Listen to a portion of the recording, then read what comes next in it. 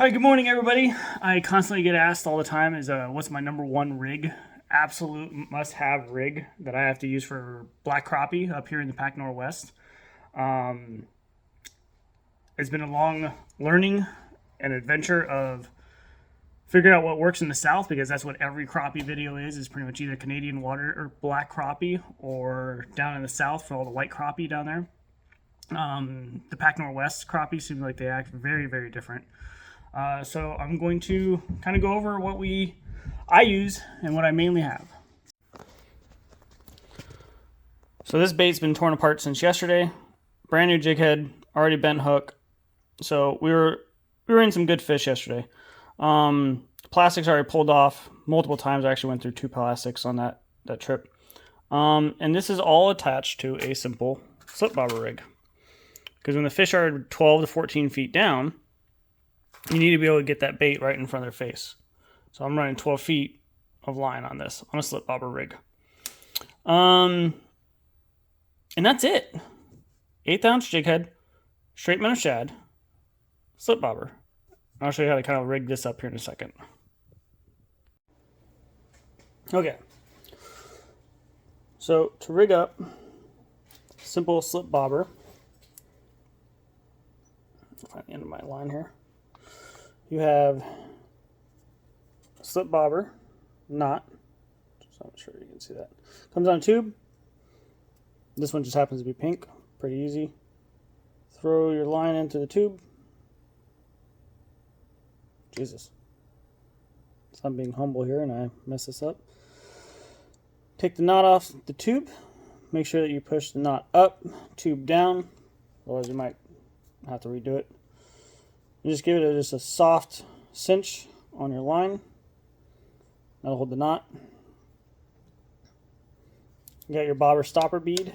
It's just a really, really tiny bead. This is going to probably mostly apply to your bigger bobbers that have bigger holes on top. Get that on the line.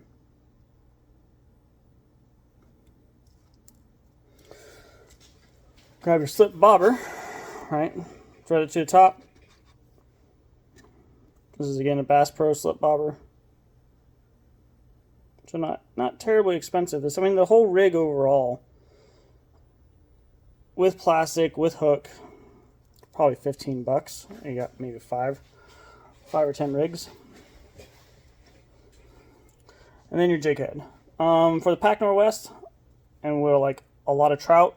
I think trout, panfish, almost everything. What I've noticed is that they all hit chartreuse, which is that yellow-green, that neon yellow-green. But do I feel like it really makes a huge difference? No, not really. From here, you can tie pretty much almost any knot that you like as long as it cinches down on the eye of the hook. Because the whole point of this is that you want your bait to be horizontal in the water. So I like to use a polymer, just feed it through the eye and then make it come back through the eye. Which I know my camera is not going to be able to catch a whole lot of this, so I might have to look up some polymer knot tying. You have a loop on one side. With that, you're going to make a normal square knot. This is always fun. I just dropped it. Make a normal square knot. Feed the eye back through.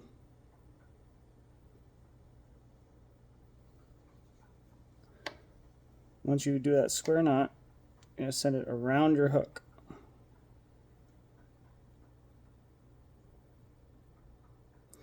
I'm a big fan of the polymer knot for a lot of your rigs. Very happy with the strength of it. And this is 4-pound test. So I've caught an 8-pound trout on 4-pound test using a polymer knot.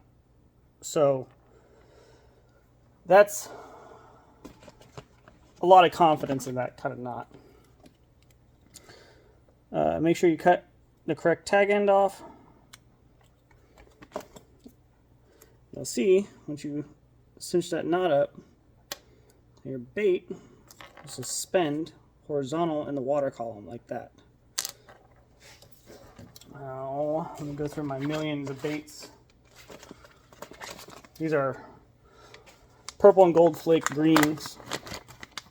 So if it's a nice sunny hot day, gold flake will shine through. Now, to rig these, right, belly of the fish, right, it's a minnow. That's what it's imitating, is a minnow tail. So you want the belly to be on this side. So if you thread it going through the head and through the top of what would be that minnow and slide it all the way up, to give you that minnow presentation in the water column.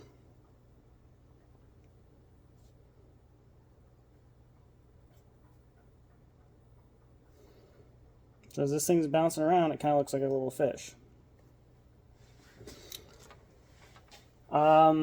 Some things that from experience, these knots, when you're fishing 12, 14 feet down, the tag ends get caught up in your reel when you're casting. Especially if you have really small eyelets on my poles, because I run ultralight. They get caught. So what I like to do, just trim up the tag end.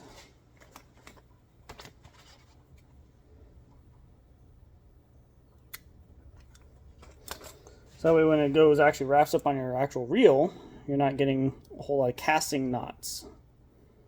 You can play with that as much as you can. All you're going to do is you're going to set this knot for 12 feet down.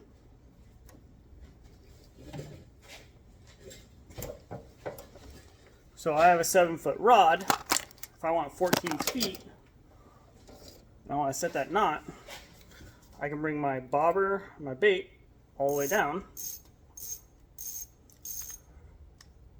Right, 7 feet to the top of the rod. And if I put my knot at the spool, I know I'm about 14 feet. Take 2 feet off to go 12 feet.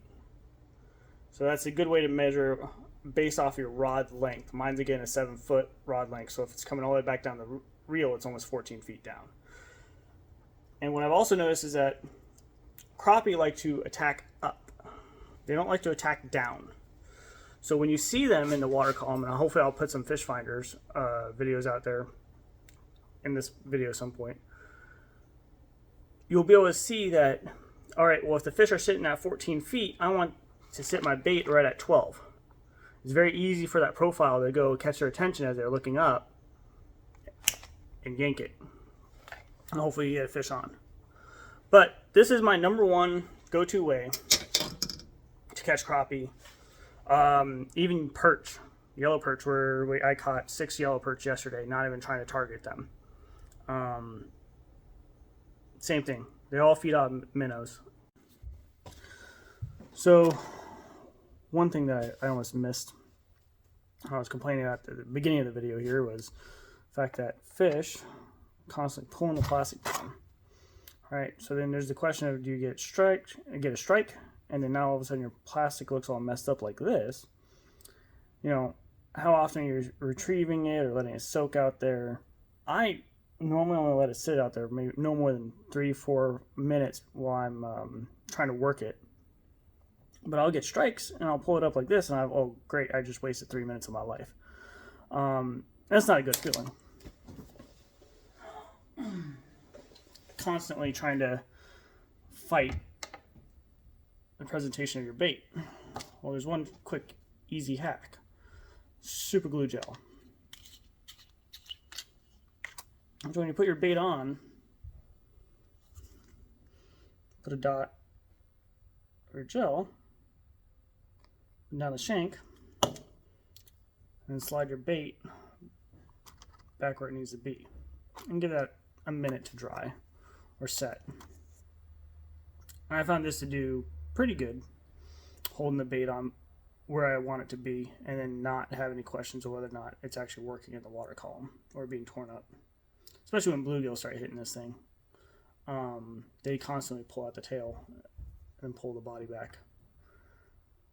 Constantly pulling out that tail.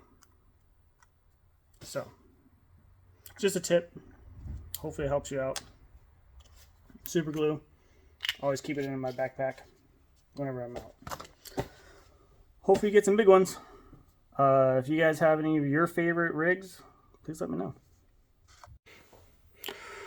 So, I guess one last rant, and I'll end on this, is, all right, when you are pan fishing, trout fishing, crappie, yellow perch, bluegill, pumpkin seeds, you're probably going to find yourself in this situation where you have so much to choose from, so many profiles, so many different colors, baits, size of hooks, and you need to figure out what works for you, and that's great.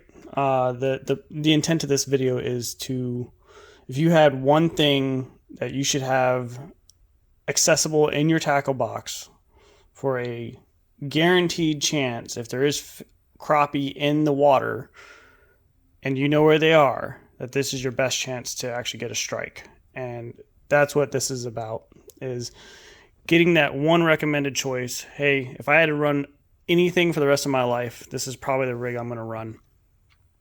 And I'll be able to guarantee that I'm going to pull fish out and be able to feed my family. Please let me know, like, what is your one guaranteed, like, I love using this above all else rig for crappie? Or do you agree with me? Do you agree, if you had to choose out of everything in this tackle box and toolbox that I have, would you agree this is the rig you would run? I'd love to hear. Other than that, thank you. You guys have a great day.